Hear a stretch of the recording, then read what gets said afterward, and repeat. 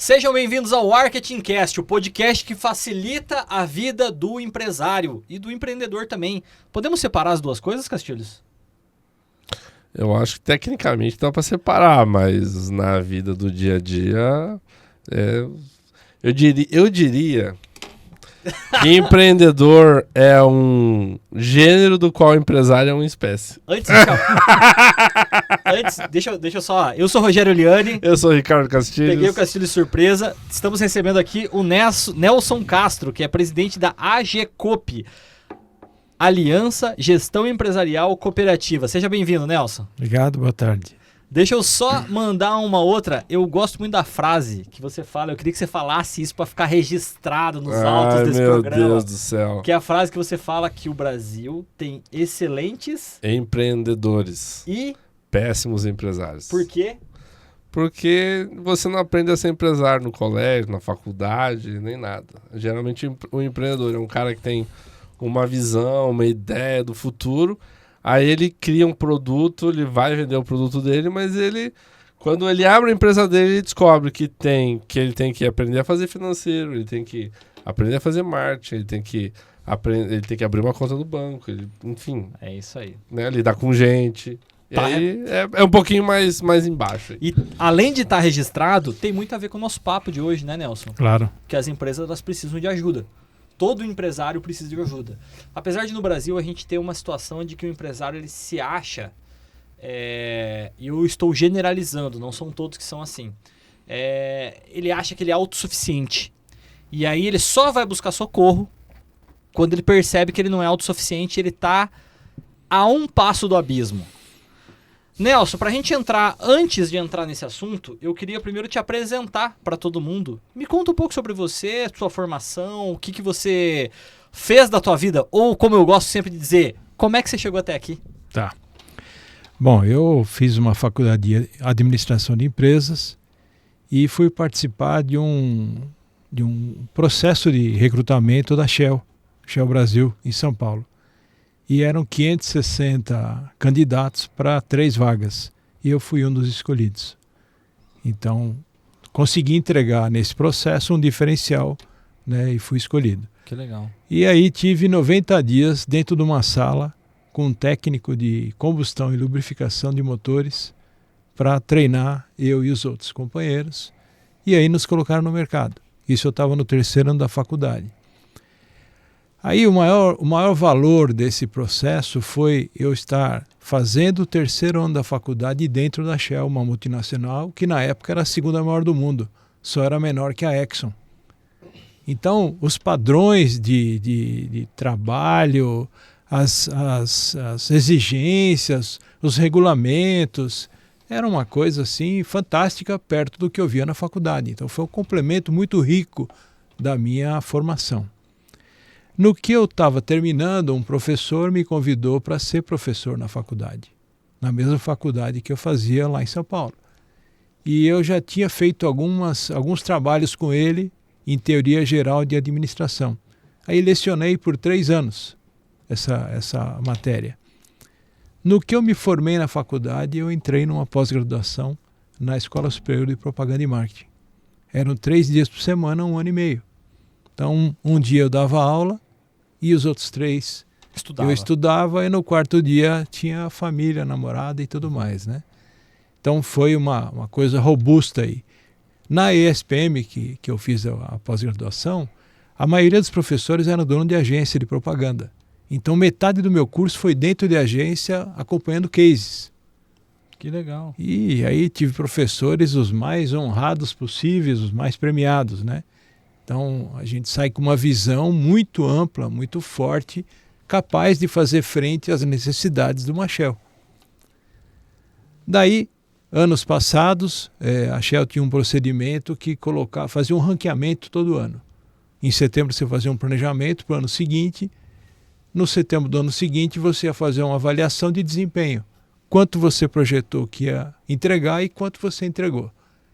No final, os gestores de cada equipe faziam um ranqueamento. O Nelson foi o primeiro da equipe A e o José foi o primeiro da equipe B. Uhum. E aí colocavam pelos argumentos dos gestores de cada um, quem que era melhor entre aqueles que eram os primeiros colocados. E no 5º ano eu era o primeiro da fila, ou seja, qualquer vaga que surgisse na Shell, um nível acima do meu, eu era naturalmente o que ia assumir, independente da área, se era operacional, se era financeira, o que fosse. Então, essa disputa para você estar bem posicionado no ranking fazia todo sentido. Então, ou seja, eu tinha uma cenoura ali que eu tinha que correr atrás e corri bastante e cheguei a ser o primeiro.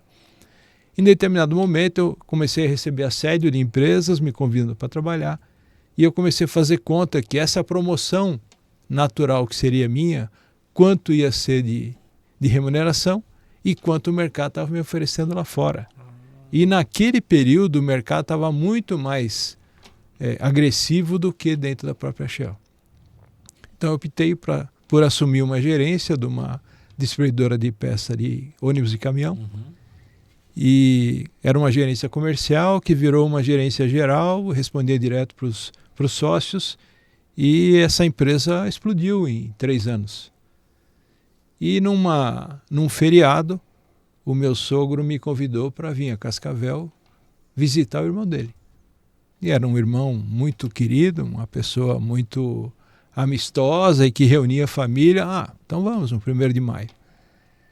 Chegamos aqui, o dono da empresa onde esse irmão dele trabalhava estava vendendo uma outra empresa, que era a Tapevel. E aí nós compramos, naquele final de semana nós compramos a Tapevel. Que coisa, hein? E eu digo assim, eu pus o pé lá dentro, eu senti um negócio tão forte. E eu não consultei a esposa, eu não consultei ninguém. Eu falei, bom, eu tô com o pai dela, tô coberto. E a Tapevel na época tinha 6 funcionários. Então, o preço era feito conforme a fisionomia do cliente. O serviço era entregue também. É de uma construtora. Ninguém vai olhar. É de uma concessionária. Aí todo rigor. Então, foi todo um aculturamento que a gente teve que implantar para tornar aquilo uma coisa viável. E aí, sempre buscando formas de crescer. Chegou num momento, a gente viu que tinha que ter produto pronto para ter escalabilidade. Eu não podia ficar esperando o cliente chegar, escolher a cor que ele queria, a reforma interna do carro, a cor do banco, entendeu? Aquilo não rendia. E aí a gente viu que a única coisa que você podia deixar pronta, que não ia ter variação, era a capota. E na época era aquela capota alta, né? Então começamos a tirar medida dos carros e deixar pronta. Foi uma resistência do funcionário gigante. Imagina, como é que eu vou fazer sem medida? Não, você está tirando agora a medida. Mas como é que eu vou saber se está certo? Fazemos um gabarito. Vamos gabaritar, você põe lá, está tudo certo dentro do gabarito, não tem como errar. E a gente foi aprimorando esse modelo, foi aprimorando. E em 1994, a GM lançou a S10 no Brasil com capota. Foi a primeira capota trazida por uma montadora para o Brasil. Até então era a capota alta, então veio a capota marítima. Os meus concorrentes imediatamente copiaram aquele produto. E eu dizia assim, poxa, eu sou dono de uma empresa que tem 22 anos. Eu não posso simplesmente copiar, eu quero desenvolver o meu modelo. Aí eu peguei um serralheiro que eu tinha e um tapeceiro que eu tinha. Falei, vamos nós 3 trabalhar no desenvolvimento de um produto novo. Levou 2 anos. Ajuda do Senai, algumas coisas do Sebrae, e nós chegamos num produto. Naquele momento, isso em 98, estava chegando a Chrysler no Brasil, lançando a Dakota. E eu comecei a procurar a Chrysler, até achar com quem fala, aquele trabalho todo. Bom, esse sujeito veio, consegui trazer ele para Cascavel, desceu do avião em Foz, fui buscá-lo.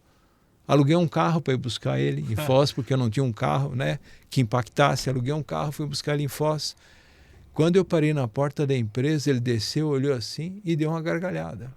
Falou, meu, o que você quer com a Chrysler, com uma empresa desse tamanho? Eu tinha uma empresa de 700 metros quadrados, né, já devia ter uns 20 funcionários. E nós passamos a semana inteira pintando e arrumando as coisas, porque o cara ia vir.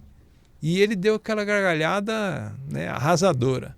Tudo bem, ele entrou, conheceu, disse lá o que era necessário para atender uma montadora e foi embora. No ano seguinte... Deixou ele a pé, falou, vai, volta a pé. Quase.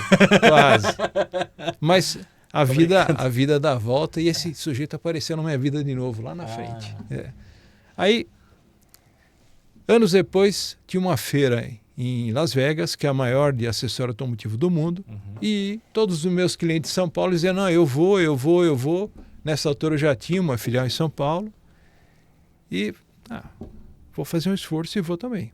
Então, eu e a esposa paramos em Los Angeles, ali você troca de aeronave, entramos no avião que ia fazer Los Angeles, Las Vegas, ela sentou no vidro, eu no meio, eu olhei do lado, pensei, poxa, tanta gente vindo para Las Vegas nessa feira, podia sentar aqui alguém que fizesse a diferença na minha vida.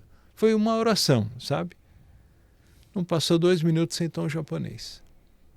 Sentou calado, não falou nada. Aí, de repente, ele olhou, a gente tinha um monte de revista, porque são muitas horas de voo, né? Mas um maço de revista. E a primeira, ela veja, vocês são brasileiros? Sim, tal. Aí começamos. Aquele era o cara de acessórios da GM.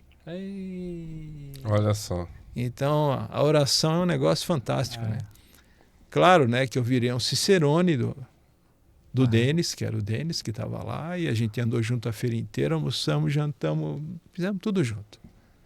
Ele falou, não, eu vou te indicar, mas quando tiver um projeto. Por 3 anos eu fiquei ligando para o comprador da GM, que ele indicou. Até uma altura o cara falou, viu, Nelson, para você não se tornar chato e inconveniente, espera que eu vou te ligar. Mas você não vai esquecer, não, pode deixar. Você já me ligou tantas vezes, pode deixar que eu te ligo. E um determinado dia eu recebo a ligação desse comprador, que era o projeto da Montana. Era um projeto totalmente diferente, o perfil do carro era diferente, e não dava para ser um formato tradicional de capota. Tinha que inovar. Começamos um processo de 1 ano e meio, e lá no fim, nós ganhamos a concorrência para ser o fornecedor oficial.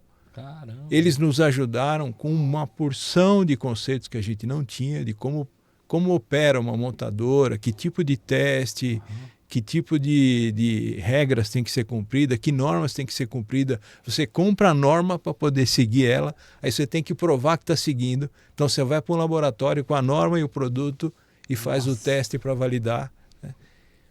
Beleza, passamos, a Montana foi lançada. No dia que foi lançada a Montana, eu estava em Joinville numa convenção da CDL e eu abro o computador, no que entrei no hotel, abro o computador e começa assim, blim, blim, blim, blim, blim, blim, blim. Era e-mails de pedido para as concessionárias da GM. 800 pedidos baixados num dia. Cara, eu tive muitas alegrias na vida, mas aquele dia foi marcante. Eu lembro da cena, eu com um computadorzinho vaio ali, pulando eu e a esposa do que aconteceu. Então nisso vem uma carroceria do carro padronizada, com medida, está dentro do padrão do desenho, veio camuflada, eu não podia deixar os funcionários verem, não podia pôr em área exposta, então fechamos uma área para colocar aquela carroceria e só tinha o esqueleto, não tinha capô, não tinha porta, não tinha nada. Mas o compromisso... Porque era um modelo novo de carro, né? Não tinha sido lançado, tinha segredo ali. Então, mas olha, uma coisa... Tem que assinar negócio de... Como é que é o nome daquele? NDA, né? NDA. E aí esse carro desceu envolvido lá em pano, pusemos no lugar ali, fechei a porta, todo mundo ali na... Não vai subir ninguém! Ninguém entra aqui! Mas foi uma emoção, foi um negócio bacana, e a gente avançou. Aí depois veio a capota para S10, já tinha vindo a capota da Mitsubishi L200, né, dos 2 modelos que tinha, Triton e L200. Enfim, foi uma carreira. E em determinado momento, a Fiat e a GM se juntaram no setor de compra para buscar sinergia, ter mais escala e conseguir preço menor. E aí eu ganhei um item também na Fiat, que era um rack de teto. Então, mesma coisa, todo aquele procedimento, teste, pista de prova, laboratório, tudo aquilo. Aprovado, começamos a fornecer. Nessa estruturação para atender esses grandes players, foi preciso criar muito conhecimento dentro da empresa. Então eu fui buscar engenheiros, eu tinha 6 engenheiros dentro da empresa. Nossa. Um de produto, um de processo, um de manutenção, enfim, um de qualidade, para cada coisa tinha um especialista. Então, o fluxo começou a ser muito grande e uma empresa desse tamanho te demanda enormemente. Sim. São dezenas de pessoas que você tem contato. Então, tem uma pessoa para cuidar do fluxo do projeto. Depois do projeto concluído, tem uma pessoa para cuidar do fluxo de produção. Eu recebi uma programação de produção, eu tinha 60 dias na frente, às vezes 90, e eu tinha que ter o produto pronto no dia. O caminhão parava na porta todo dia às 4 horas da tarde, às 5 ele tinha que sair. Então tinha embalagem padrão, porque não pode ter, é embalagem retornável. E era ergonômica para o operário da linha pegar a peça e já aplicar no carro, na altura certa. Né? Nossa, cara. Então tem um engenheiro de embalagens que desenhou tudo isso. Tinha umas colmeias onde eu colocava as peças. Aí começou a riscar peça dentro da embalagem. Então fizemos lá um tufo para limpar a embalagem antes de botar peça. Enfim, foi todo um caminho enorme. E aí a minha empresa explodiu. Mais para frente, a GM fez uma campanha de vender acessório e ia levar 30 concessionários para Las Vegas para essa mesma feira. E eu fui junto, por minha conta, é claro. Uhum. Mas o convívio com os donos de concessionária fez a minha venda triplicar. Sim. Né? Então foi uma... Relacionamento, né? Meu Deus do céu! Eu conto que foi o jantar mais caro que eu já tive na minha vida. Acho que estávamos em 6 pessoas, eu gastei quase $1.000. Nossa. Mas foi um jantar que me rendeu N negócios. Né? Tem Daí gente pra que frente. confunde, né? Pessoas, isso é caro. Na verdade, você estava comprando acesso, né? Comprando um acesso. Viu? Eu estava estabelecendo um relacionamento fantástico, né? Que existe até hoje. Então estava ali o meu principal fornecedor, que era a Bepo, que acabou comprando a minha fábrica de São Paulo, e estava ali o pessoal da GM. Ah, depois de vir aqui, você montou uma fábrica lá em São Paulo aí. Sim. Anos depois eu montei lá, eu estava montando a fábrica aqui, tinha um terreno no condomínio ali no Albino Schmidt.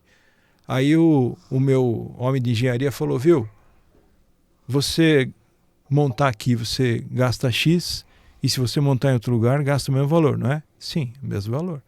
E se você montar aqui, daqui a 5 anos ela vale talvez 30% a mais, se você montar num grande centro, ela vale 200% a mais. Tem razão. E aí você foi para São Paulo. Aí eu comecei a procurar terreno. Andei. Achei um terreno próximo de São Paulo, né? Era fora de São Paulo, mas com acesso forte, perto de Jundiaí, Campinas, né? E mesma coisa, olhei para o terreno, falei, eu quero esse aqui. E o engenheiro dizia assim, viu, mas é baixada. Né? Cara, é esse que eu quero. Comprei o terreno, parcelado. Eu já tinha um projeto que eu ia fazer aqui, o arquiteto redesenhou para adequar para o que eu tinha que fazer lá e saiu a fábrica lá.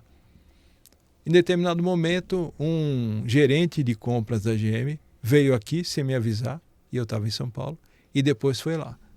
Falou, máquina de cortar, automática de cortar alumínio, você tem lá e tem aqui. Máquina, você tem lá e tem aqui. Injetora de plástico, você tem lá e tem aqui. Medição laser, você tem lá. Tudo o cara foi. Eu quero que você venha fazer aqui. Falei, mas eu levei 10 anos para ter uma equipe que atendesse às suas necessidades lá em Cascavel. Como é que eu vou simplesmente trazer para cá? Te dou 12 meses. E eu comecei a botar dificuldade e falei, olha, se você não vier, alguém vem no seu lugar. Ou seja, não tinha saída. Aí começamos esse processo de migrar a fabricação da capota. O resto já era para ser lá mesmo. Como é que você prepara uma equipe do nada? Que você levou 10 anos para ter uma equipe que tivesse produção, qualidade, né? Tivesse o mínimo necessário. Então foi um desgaste enorme, absurdo. No fim, mudamos para lá, entregamos de lá. Eles não conseguiam reduzir o nosso preço. Então, comprando de lá, eles teriam uma melhoria na tributação, que era Sim. dentro do Estado, e iam eliminar um custo gigante de frete, que eu nem me Sim. lembro o valor que era. É. E para mim era confortável porque os meus principais fornecedores estavam a 60 quilômetros da minha planta. E aqui eu estava a 1.000. É. E Aí tinha tu tem que trazer de lá, fabricar aqui e levar pra lá. entendeu? Tinha um caminhão que quebrava toda vez que eu estava no sufoco de Sim. produto. Sempre ele quebrava, ele atrasava. Era um feriado, o motorista resolvia ir passar com a família, com a minha carga em cima. E lá não tinha nada disso. Nada. Facilitou muito. Soltava o E a- programa. E a planta em Cascavel aqui ficou como? Eu fechei. Aí você fechou Fechei e ficou em São aqui, Paulo. ficou só São Paulo. Tentei levar a turma daqui para lá. Alguns foram. Nenhum ficou. Ficaram 2 pessoas. A minha compradora e o engenheiro de produto ficaram. O resto, todo mundo voltou. Não aguentaram ficar longe da família. É. Então, o que eu recomendo para todo mundo hoje, quando me perguntam, né? Eu quero mudar, quero ir para um lugar assim, assado. Eu falei, você vai começar do zero, porque o teu povo daqui não vai se adaptar lá. Criou Chega lá, é outra raízes, né? cultura, Eu acho que aqui o cascavelense é muito de criar raízes e É, ficar aqui é. também, né? Acho que é Bom, uma coisa... Eu sou um exemplo, né? Sou É. paulista e vim criar raízes Pois aqui, é. né? É verdade. Nelson, aí você comentou no meio da sua conversa que você vendeu a empresa. Dado o momento, você vendeu a empresa. Você e seu sogro, né? Porque era teu sócio. O meu sogro saiu da empresa nos anos de 95 e foi fazer um negócio novo no Mato Grosso. E aí você ficou com a empresa 100%, você e sua esposa. Isso. Como é que aí você transita dessa questão de ser empreendedor e de aí você olhar e falar assim, agora eu quero ajudar outros empreendedores a virarem o jogo, igual você virou. Como é que foi essa transição para você? Teve um caminho aí no meio que eu tinha 5 distribuidoras. Aham. Na época que eu vendia a fábrica, o meu principal produto eu perdi, né? Que eu não tinha mais a fábrica de capota. E quem comprou a fábrica não ia fazer capota, ia fazer outras coisas. Ia dar sequência nos projetos que eu já tinha e fazer produtos próprios que eles já tinham também. Então, eu fui buscar fornecedores aqui, mas o meu apelo de venda caiu bastante. Então, eu fechei 2 filiais das 5, vendi uma e concentrei tudo aqui em Cascavel. E em 2013, eu fiz um planejamento estratégico, contratei um consultor, dos tantos que eu contratei na vida, né? Contratei um consultor para fazer um planejamento estratégico. No resultado desse planejamento estratégico, apontou que a gente tinha que ir para a internet. Tinha que vender no e-commerce. Eu tinha uma loja virtual desde 2000. A minha foi a segunda loja de e-commerce de Cascavel. Só tinha um Mufatão na minha frente. Nossa. Mas aí eu nunca dei bola, porque eu estava lá envolvido com a fábrica, com exportação, né, com montadora e cliente importante, visitando e andando, enfim.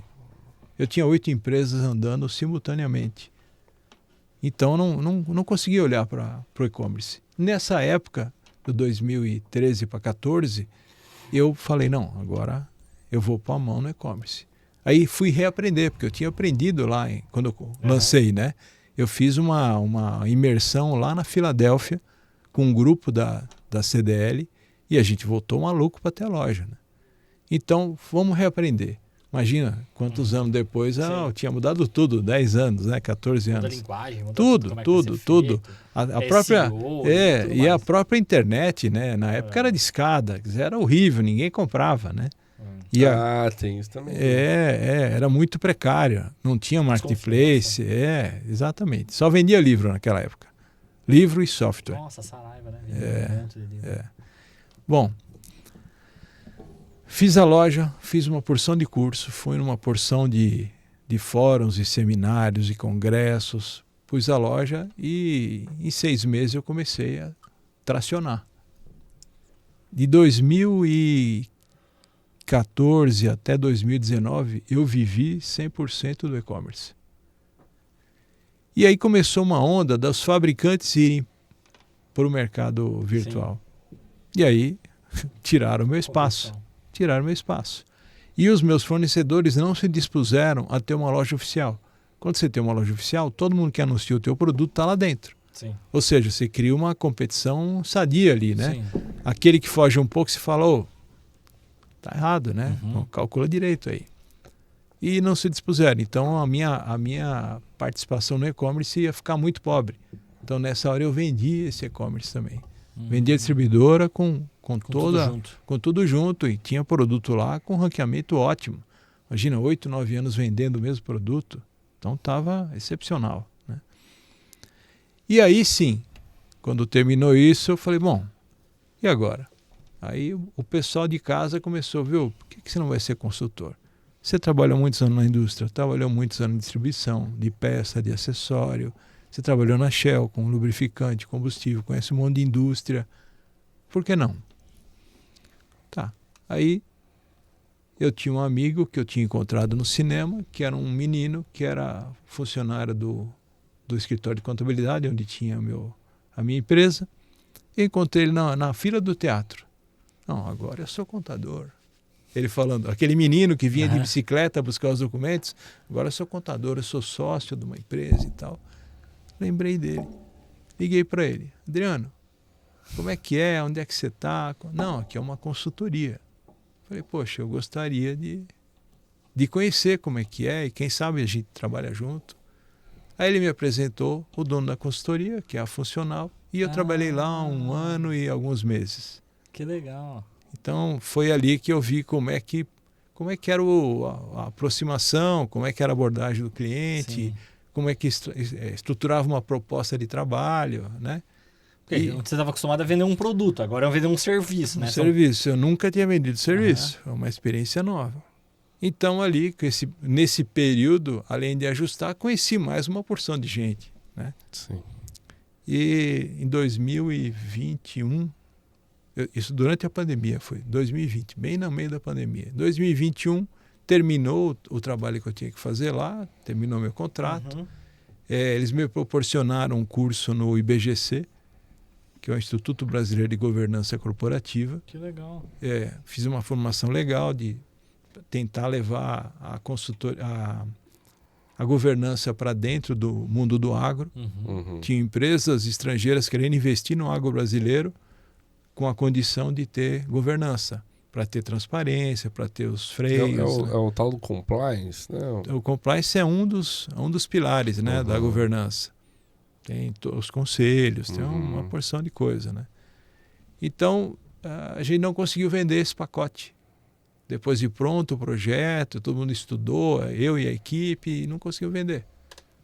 Tá, então... O agro não quis comprar. Não, o agro que a gente contactou não quis comprar. Tá. Aí começa uma nova experiência. Bom, eu fiz um curso da GV em 2012, fiz uma pós lá também, 1 ano e meio também, e que era um pacote para CEO, formação de CEO. Tá. Eu já era CEO, né? Tinha indústria na época. Sim. E no final do curso, o nível de relacionamento, imagina, né?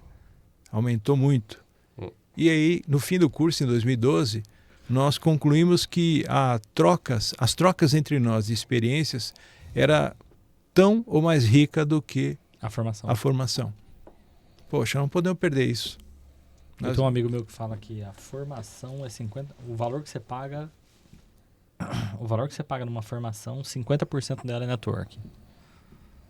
É isso aí. Que é o que você mais tem que ter de qualidade, é o network. E aí, montamos um grupo que chama-se Insights, em julho de 2012, que está vivo até hoje. A gente começou se encontrando mensalmente em Campinas, e aí a agenda muito difícil de todo mundo virou trimestral. Que legal. E aí me elegeram, como eu era um dos fundadores, me elegeram conselheiro do grupo. Então eu sou conselheiro Desse Seal Insights. há longo tempo e com isso me abriu porta em várias empresas, né? E conheci várias situações, participei de projetos, né? Que legal. E essa unidade, essa empresa que era uma parceira da GV, que é o IBE de Campinas, resolveu montar um conselho, porque estava mudando muito o mercado, eles estavam com uma grade de estudos ainda mais não atualizada, vamos dizer, né? Então montaram um conselho, eu fui convidado para ser conselheiro, remunerado, tudo, Que né? legal. E aí montamos um novo MBA, com um novo apelo, mais mídia digital, mais governança, mais o apelo humanitário, a personalização, enfim, uma nova pegada de lidar com os liderados e de lidar com o cliente, né? Então foi bacana, foi uma experiência bem rica. E o IBE trouxe para o Brasil um curso da Stanford, que era uma liderança dinâmica, né? Liderança em mercados dinâmicos. E foi um curso riquíssimo também, 2018, se não me engano. E os caras mandaram uma pilha assim de apostila 30 dias antes de começar o curso. E eu tinha que estudar aquilo, eu não podia só ler. E 30 dias, o maço daquele, era todo dia, final de semana o dia inteiro, toda noite, feriado. Cara, tinha hora que você falava, não, eu não aguento mais, mas não estou nem na metade ainda, né? E era um curso muito caro na época. Então, estudei tudo aquilo. Quando eu acabei, eu falei, o que eu vou fazer lá? Eu já conheço os cases, sei como é que funciona. Chega lá, o Mr. Robert, que era o professor de Stanford, tira da cartola uma leva de deduções em cima dos cases. Que legal. Se você não tivesse lido, Cara, tu não ia conseguir participar de nada. Aí eu falei, por isso que os americanos são o que são.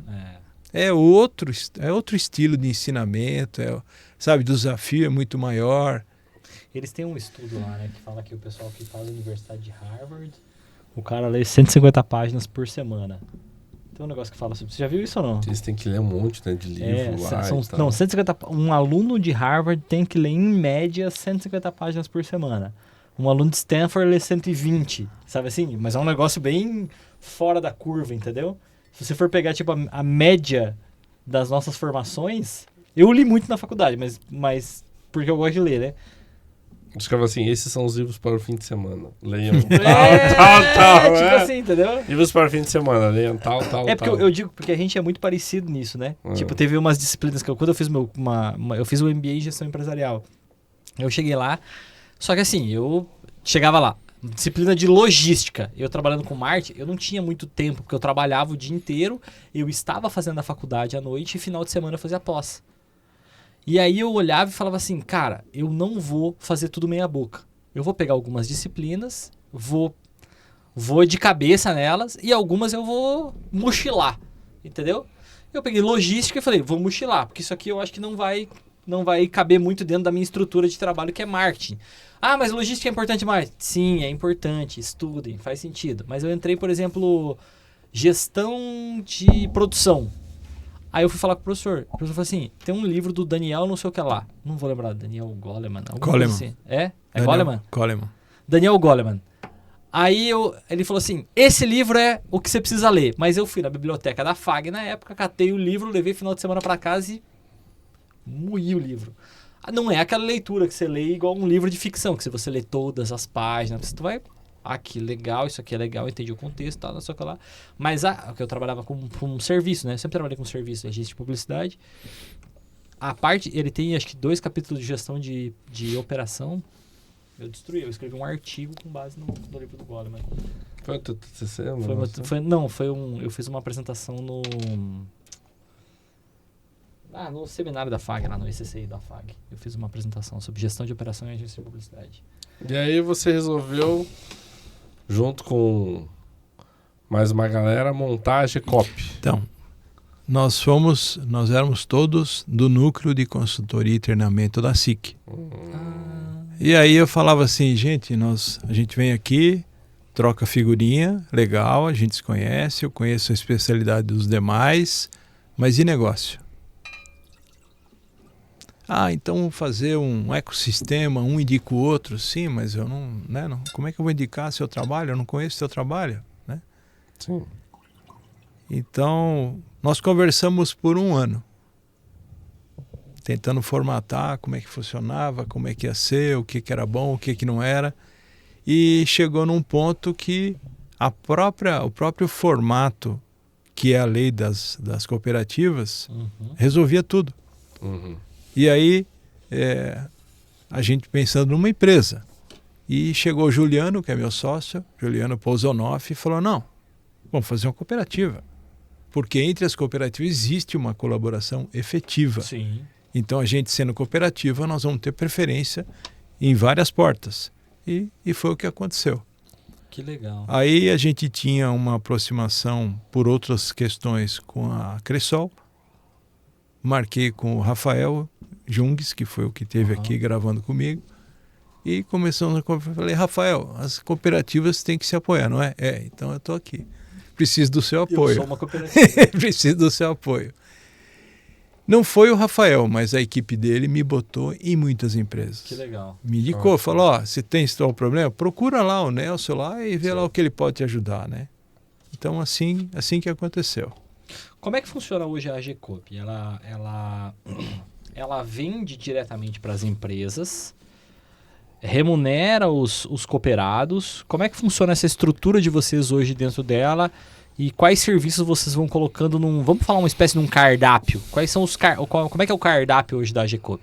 Tá. O funcionamento é assim. Nós temos o consultor dá o preço que ele precisa para executar um projeto. Bom, a cooperativa é um catalisador de negócio. Tá. Ela traz o negócio porque ela tem um leque de soluções enorme. Então, é difícil alguém precisar ir em outro lugar que a gente não atenda. Então, ela traz o negócio. O que é normal? O sujeito está com problema no fluxo de caixa. Eu chego lá olhar e o marketing dele está precário. Ou ele não tem marketing, ele faz um post ou outro no Instagram e diz que aquilo é marketing. Ou ele tem uma equipe de venda desmotivada, ou ele não tem uma lista de preço, ele não tem flexibilidade de negociação, ele não dá prazo, enfim.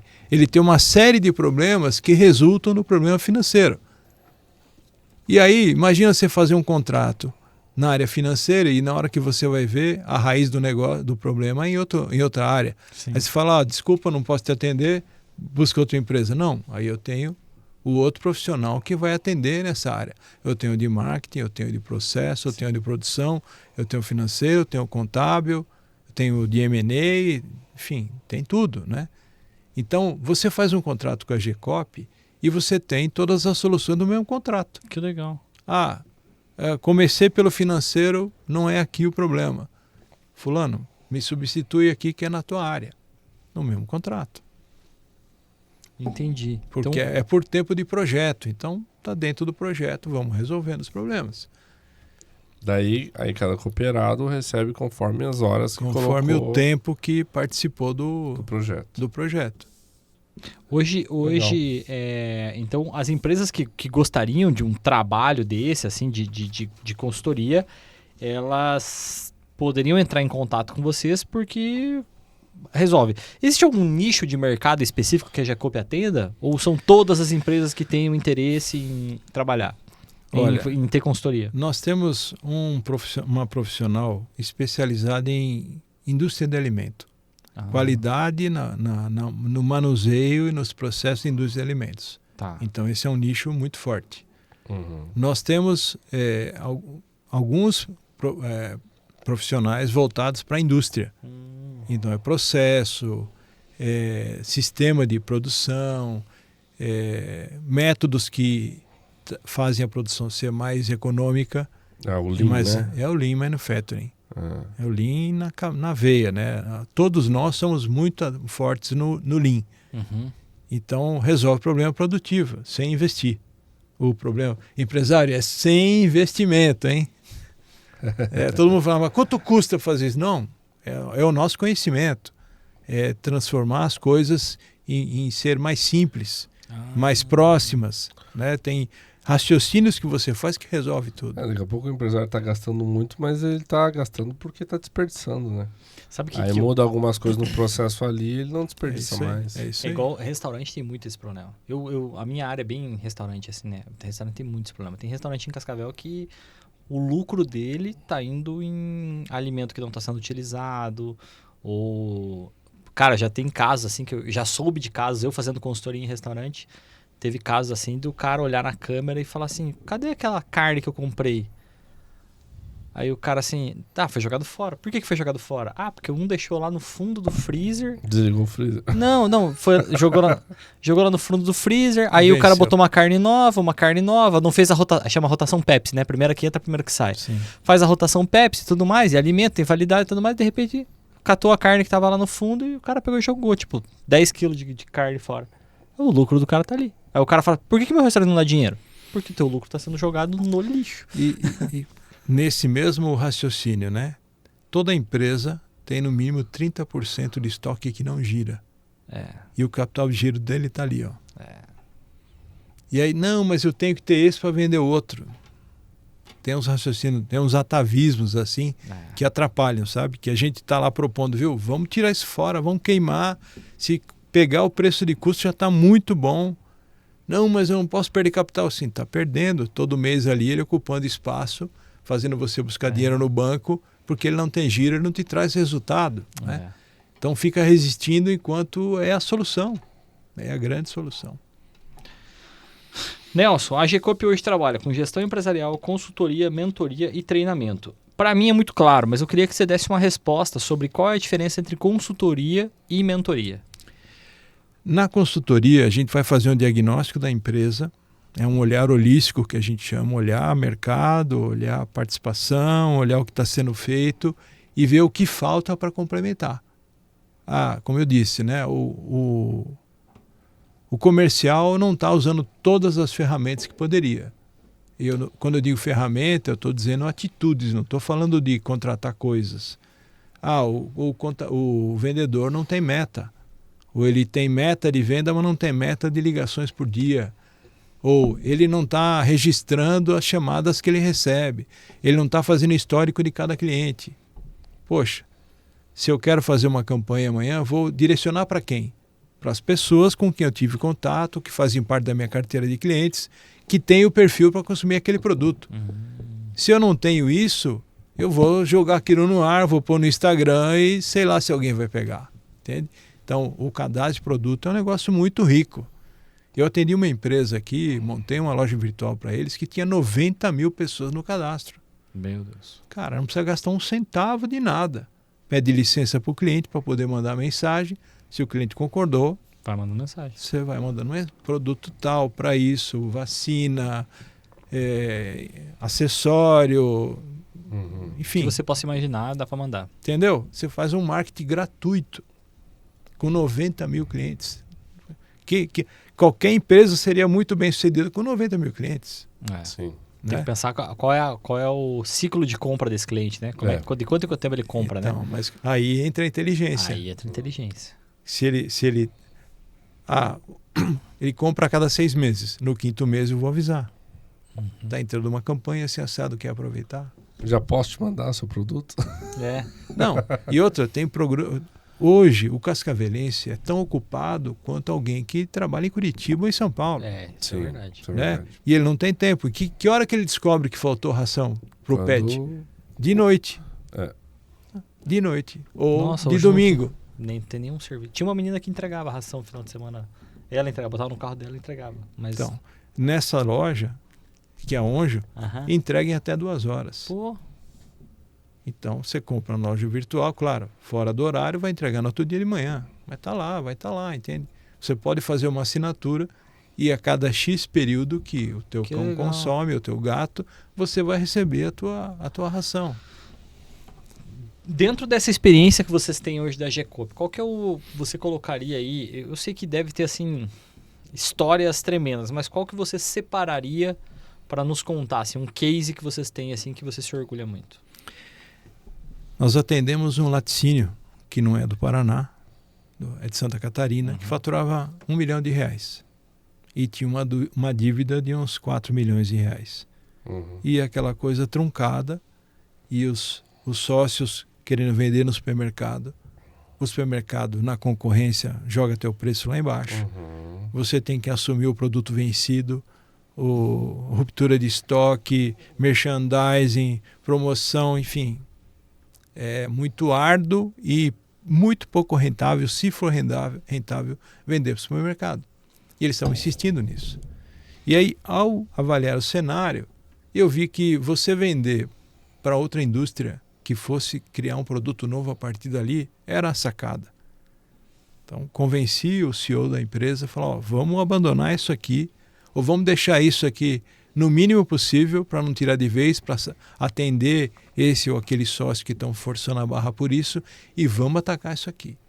Ah, ele se lembrou, tem um cara de São Paulo que me pediu para ser representante e tal, ele atende indústria, vamos falar com ele, ligamos para ele. Não, eu topo, então vem para cá, vem conhecer, vamos conversar, vamos acertar os detalhes.